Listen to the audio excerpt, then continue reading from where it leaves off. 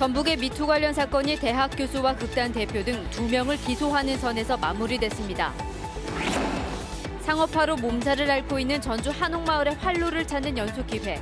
오늘은 주민 협약을 통해 상품 진열까지 규제하는 일본의 사례를 소개합니다. 정부가 6개 분야 33개 과제의 자치분권 종합 계획을 확정했지만 구체성이 떨어져 원론적인 수준에 그쳤다는 지적을 받고 있습니다. 신재생 에너지 기업 2곳이 새만금에 투자를 약속하는 등 관련 기업들의 새만금 투자가 본격화하고 있습니다. 여러분 안녕하십니까? JTBC 8시 뉴스입니다. 군산의 친환경 벼 재배 농가들이 본인들의 명의가 도용됐다는 의혹을 제기하고 있습니다. 자신들의 이름을 도용해 친환경 벼를 농협에 출하하고 벼 대금까지 받아갔다고 주장하고 있습니다. 보도에 김진형 기자입니다. 군산의 한 지역 농협에 제기된 민원 신청서입니다. 누군가가 자신의 이름으로 농협에 친환경 벼를 출하한 뒤에 벼 대금까지 받아갔다며 해명을 요구하고 있습니다. 이 농민 역시 자신의 이름이 도용됐는지 농협에 확인을 요구했지만 비협조에 의혹만 키우고 있다는 주장입니다. 자기가 친환경을 하지 않는데 친환경을 한 것처럼 다른 사람 입으로 올려놓고 그것을 그 나락을 그 허위로 올라간 사람 앞으로 낸 거죠. 친환경 농업 인증을 받은 농가에서 출하한 친환경 쌀은 일반 쌀보다 20%가량 더 높은 가격을 받을 수 있습니다. 농민들은 이 때문에 농협이 실적을 부풀리기 위해 친환경 협동조합과 짜고 명의 도용을 한 것으로 의심하고 있습니다.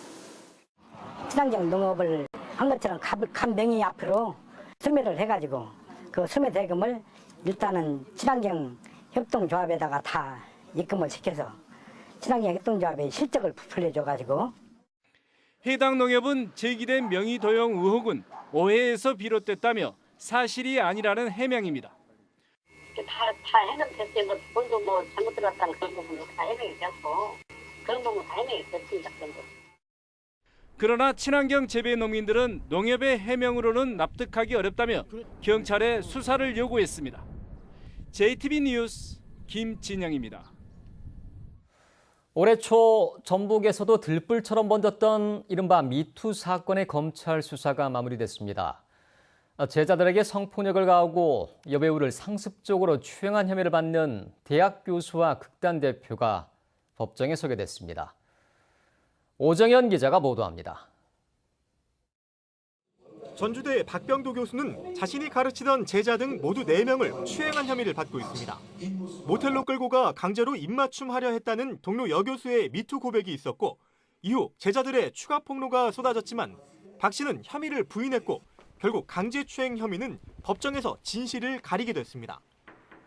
지역 미투 운동 출발점이 됐던 극단 명태 최경성 전 대표의 성추행 사건도 재판을 받게 됐습니다. 극단 여배우 3명을 추행한 혐의입니다. 당연한 결과라고 생각하고 다만 한간의 안희정 씨 재판이라든가 이런 것들을 보면서 좀 많이 붕괴하고 속상한 감정이 굉장히 많거든요. 제대로 처벌받고 확실한 재판 결과가 있을 때까지는 신중하고 싶은. 기소 배경에 대해 검찰은 피해자들의 진술이 구체적이고 일관돼 가해자로 지목된 피의자들의 해명보다 신빙성이 높다고 설명했습니다. 다만 다수의 피해 주장 중 2013년 6월 신고죄 폐지 이전 사건은 공소사실에서 제외했다고 밝혔습니다. 같은 시기 미투 고백으로 폭로된 인권운동가의 상습 성희롱과 연극배우의 성폭행 의혹은 앞서 혐의 없음으로 사건이 종결됐습니다. JTBC 뉴스 오정현입니다. 정부가 국무회의를 열고 6개 분야 33개 과제의 자치분권 종합 계획을 확정했습니다. 하지만 연방제 수준의 강력한 지방분권을 하겠다는 약속에도 구체성이 떨어진다는 비판이 나오고 있습니다. 권대성 기자입니다. 지방분권의 핵심은 중앙정부가 움켜쥔 돈을 지방에 대거 넘겨주는 재정분권입니다. 청와대도 지난 3월 개헌안을 내면서 강조한 점입니다. 자치재정권을 보장하겠습니다. 재정 확보 없이는 실질적 지방자치가 이루어지기 어렵습니다.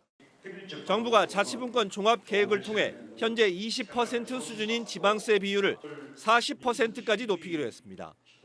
또한 고향사랑 기부제를 도입하고 지역 상생 발전 기금도 확대하기로 했습니다. 하지만 구체적인 시행 시기와 함께 지방세 확대 시 지역 간 불균형을 막을 방안 등은 나오지 않았습니다. 이 때문에 부처 간 이견에 1년 전 발표한 추진안을 넘지 못한 채 원론적인 수준에 그쳤다는 지적입니다. 빈입빈 현상이 있을 수 있으니까 그런 부분에서 중간에 조정할 수 있는 그런 기능을 갖자고 했는데 그런 것들 방향은 제시됐지만 좀 구체적으로 좀 더 가셔야됐으면 그런 아쉬움이 좀 있고요. 조직과 인사, 예산 편성에 있어 자치단체의 자율권 확대, 지방의회 인사권 독립도 장기적인 방향만 제시했다는 평가가 나옵니다. 정부는 개헌안 처리 불발로 제2국무회의 신설 근거를 마련하지 못한 가운데 대통령과 자치단체장의 만남을 정례화하기로 했습니다. 대통령이 의장인 중앙지방협력회의를 만들겠다는 건데 이 역시 구체적인 내용은 추후 확정하겠다고 밝혔습니다. 정부는 주민투표와 주민감사 청구 요건 등을 대폭 완화하고 자치경찰제는 내년에 서울 등에서 시범 실시한 뒤 현 정부 임기 안에 전국으로 확대하기로 했습니다. JTB 뉴스 권대성입니다. 정부가 새만금 내부 개발 방안의 하나로 태양광과 풍력 같은 신재생 에너지 산업을 계획하고 있는데요. 이 신재생 에너지 관련 기업의 투자가 본격화되고 있습니다. 송창용 기자의 보도입니다. 올해 말 조성이 완료되는 새만금 산업단지 2공구입니다. 이곳에 신재생에너지 관련 기업 2곳이 투자를 약속했습니다. 한중 합작기업 1곳과 국내 기업 1곳이 각각 550억 원과 475억 원을 투입해 공장을 짓기로 한 것입니다. 이들 기업은 새만금에서 태양광 모듈과 저장 장치를 생산할 계획입니다. 재생에너지 사업이 새만금에 지금 활성화 많이 되고 있고 사업화를 많이 한다는 얘기를 듣고 새만금이 적정한 곳이라고 판단했고요. 이들 기업은 특히 국내 시장뿐만 아니라 중국 시장 진출을 위해 새만금을 선택했다고 밝혔습니다. 전국적으로 확대하고 세계적인 기업으로 나가게 했을 때 여러 가지 조건이 좋은 것 같아가지고 새만금 쪽에다 투자를 하게 됐습니다. 이들 기업의 투자는 정부가 추진하는 새만금 신재생에너지 클러스터 조성 사업에 시동을 걸었다는 데 의미가 있습니다. 이 새만금이 이제 발전 사업뿐만 아니라 이에 필요한 여러 가지 제조업체, 또 연구시설, 실증기관, 조합 이렇게 관련 여러 가지 클러스터가 함께 할 수 있는 그런 큰 계기가 됐다. 하지만 지난 2015년 중국 기업 CNPV가 새만금에 3천억 원을 투자해 태양광 발전과 제조시설을 짓겠다고 한 뒤 발전시설만 짓고 나머지 사업을 포기한 선례가 있기 때문에 이들 기업의 투자가 실제로 이뤄지고 다른 기업의 투자가 이어질 수 있도록 유도하는 방안이 필요합니다. JTB 뉴스 송창용입니다.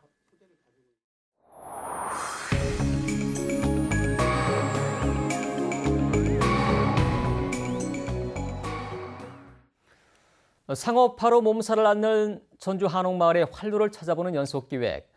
오늘은 한옥마을의 경관 문제를 살펴보겠습니다. 한옥마을의 간판이나 상품이 진열된 모습을 보면 눈살을 찌푸리게 되는 경우가 있죠. 해법은 없을까요? 하원호 기자가 보도합니다. 한복 대여점은 전주 한옥마을의 대표 업종이라고 할 수 있습니다.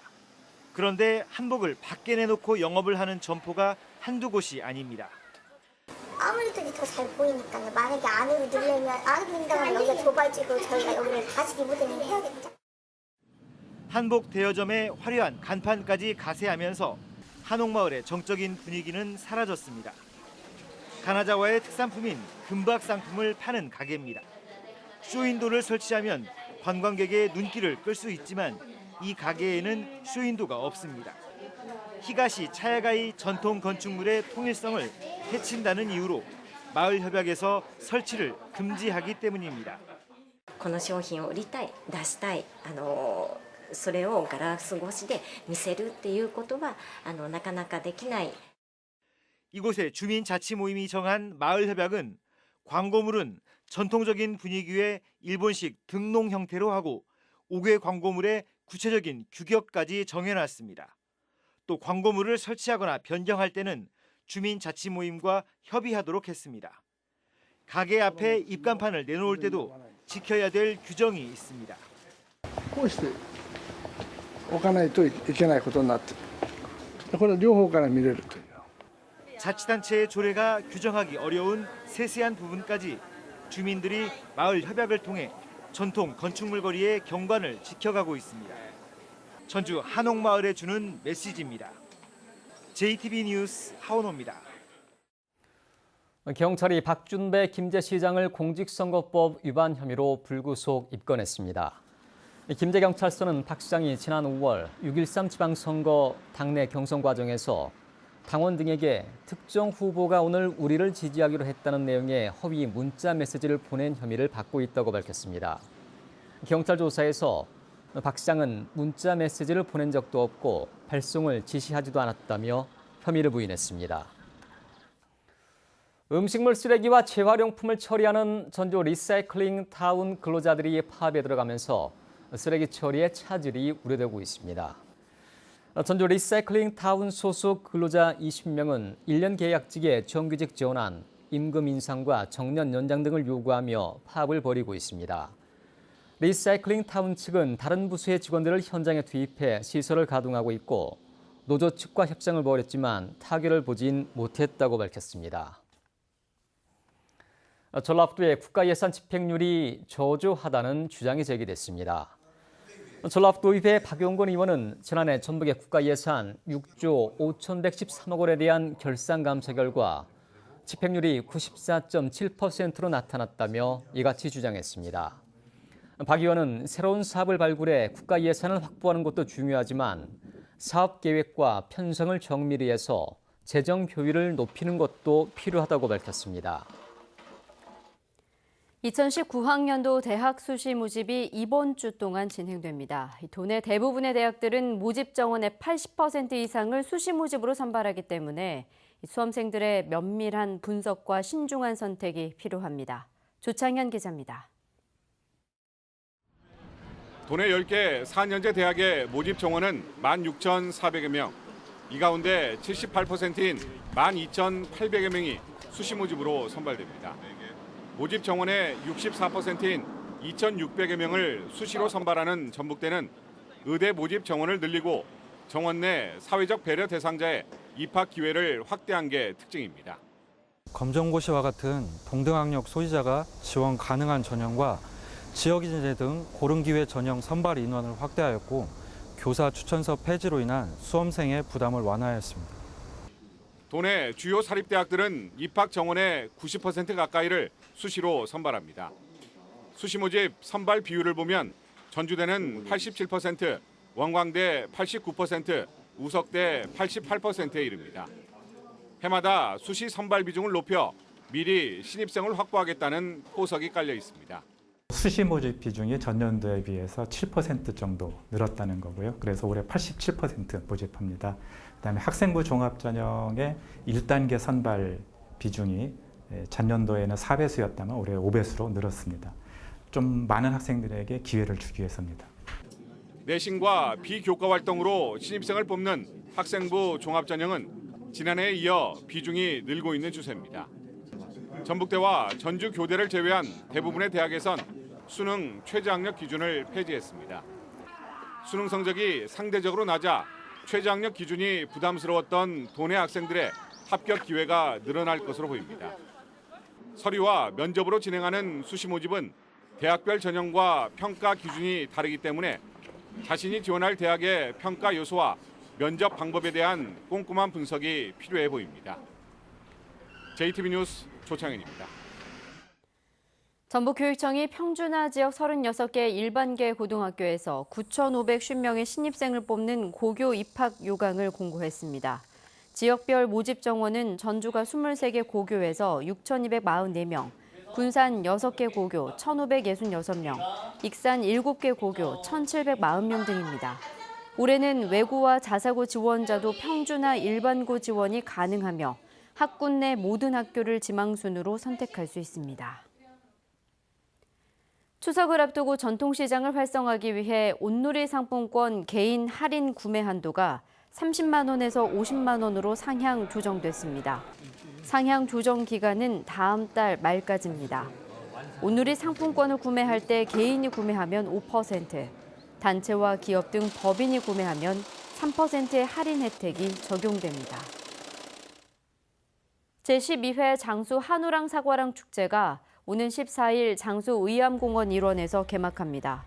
오는 16일까지 사흘 동안 이어지는 이번 행사 기간에는 한우와 사과 시식회, 가요제, 사과 수확 체험 등 60여 가지의 다채로운 프로그램이 진행됩니다. 또 지역 농산물의 우수성을 알리기 위한 한우 마당과 사과 품평회 등이 열립니다. 전주의 한 중학교에서 동급생을 성폭행했다는 신고가 접수된 가운데 가해자로 지목된 학생 3명이 범행을 일부 부인한 것으로 알려졌습니다. 전북교육청은 이들이 성폭행을 신체 접촉은 있었지만 강제적이지 않았고 성폭행을 저지른 건 아니라며 범행 일부를 부인했다고 밝혔습니다. 해당 학교는 전북교육청의 권고에 따라 길어도 3주 안에는 학교폭력대책자치위원회를 열고 향후 대책을 마련할 방침입니다. 여고생을 추행한 혐의로 조사를 받아오던 유명 시인이 무혐의 처분을 받았습니다. 전주지검은 고속버스 안에서 여고생을 성추행한 혐의로 입건된 시인 A씨에 대해 양측의 주장이 다르고 여고생의 진술 외에는 아무런 증거가 없어 혐의 없은 처분을 내렸다고 밝혔습니다. 여고생은 지난해 11월 고속버스 옆자리에 앉은 A씨가 자신의 허벅지를 만졌다고 주장했지만 A씨는 자신에게 기대자던 여고생을 깨우기 위해서 손가락으로 찔렀을 뿐이라며 혐의를 부인해왔습니다. 오늘은 가끔 구름 많은 가운데 선선한 가을 날씨를 보였습니다. 내일은 대체로 맑고 쾌청하겠습니다. 다만 일교차는 10도 이상 크게 벌어질 것으로 보입니다. 아침 최저기온은 전주 16도, 익산 15도 등 12도에서 16도로 오늘과 비슷하겠습니다. 낮 최고 기온은 25도에서 29도로 오늘보다 3도가량 높겠습니다. 당분간 대체로 맑다가 금요일과 주말엔 한 차례 비 소식이 있겠습니다.